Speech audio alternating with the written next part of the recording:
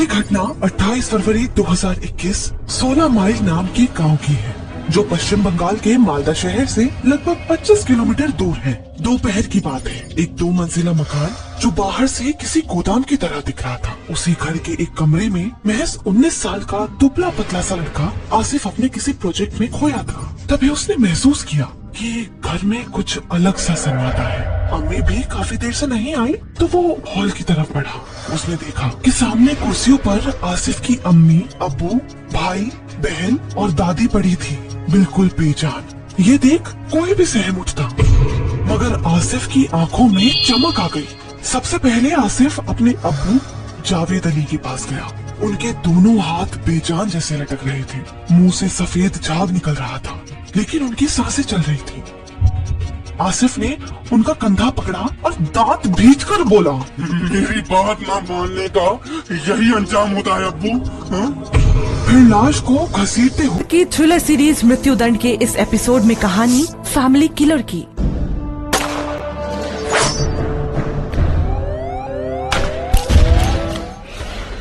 उस गोदाम में पहले से 5 ताबूत रखे थे, जो उसने खुद ही अपने कमरे में तैयार किए थे।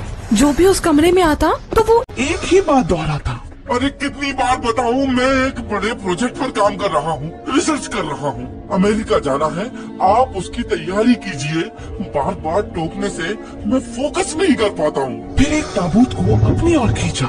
आसिफ अपने ही बेहोश पिता को उसमें डालने लगा। तभी एकदम से उसे याद आया, अरे यार, इसमें पॉलिथीन लगानी पड़ेगी, नहीं तो पानी बह जाएगा। फिर वो कहीं से पॉलिथीन लाया। उसने उसको बड़े माप कर काटा और 5 ताबूत में बिछा दिया। अब आसिफ ने अपने अब्बू की लाश फिर उठाई और ताबूत में पटक दी। उनके मुंह से झाग अब भी बह रहा था। आसिफ ने अपने अब्बू के हाथ पैर टेप। अब तक आपने देखा 2021 में पश्चिम बंगाल के मालदा शहर में आसिफ नाम के एक लड़के ने अपने कमरे में 5 ताबूत बनाए। फिर अपनी अम्मी, अब्बू, छोटी बहन, बड़े भाई और दादी को जूस में जहर देकर बेहोश कर दिया। फिर उन्हीं ताबूत में डाल दिया। उसने उनके मुंह पर टेप चिपकाई, हाथ पैर बांध दिए, ताबूत में पानी भरा और कील से ताबूत बंद कर दिया। सब कुछ प्लान के मुताबिक चल रहा था। तभी एक ताबूत में हलचल हुई। वो सकपका गया और भागकर पिस्टल लेकर आ गया। लेकिन उस ताबूत में कौन था? फिर क्या हुआ? ये थ्रिलर सीरीज मृत्युदंड के फैमिली किलर पार्ट 2 में अब आगे की कहानी।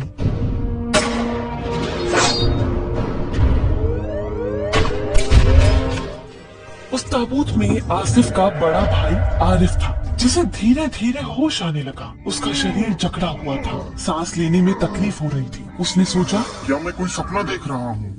ये मैं कहाँ हूँ? आरिफ ने टेप खींचना शुरू किया और जैसे तैसे ढक्कन पर जोर लगाया। जैसे ही वो बाहर निकला, आसिफ ने उसकी कनपटी पर पिस्टल तान दी, लेकिन कुछ सोचकर पिस्टल दूर फेंक दी और आरिफ की गर्दन पकड़ ली। दोनों में धक्का मुक्की शुरू हो गई। आरिफ भी हट्टा कट्टा था। उसने भी मुकाबला किया। लड़ते झगड़ते उसकी नजर सामने पड़े बाकी 4 ताबूतों पर गई। वो एकदम से रुका और बोला, इसमें क्या है?